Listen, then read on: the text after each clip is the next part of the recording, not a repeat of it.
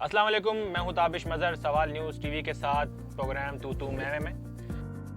शंकर बोलो। शंकर शंकर मतलब शंकर, बिल्कुल शंकर बहारी।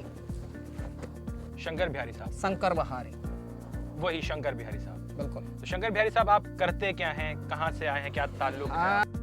आप जासूस हैं बेसिकली इंडियन। तो आप यहाँ तक किस तरीके से पहुंचे? अभिनंदन को जानते हो? जी अभिनंदन, जो पायलट थे इंडियन फौजी। हम नहीं जानता हूँ उसको।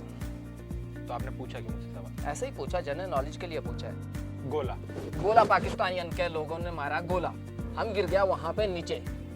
उसके बाद कश्मीर के लोगों ने टिश्यू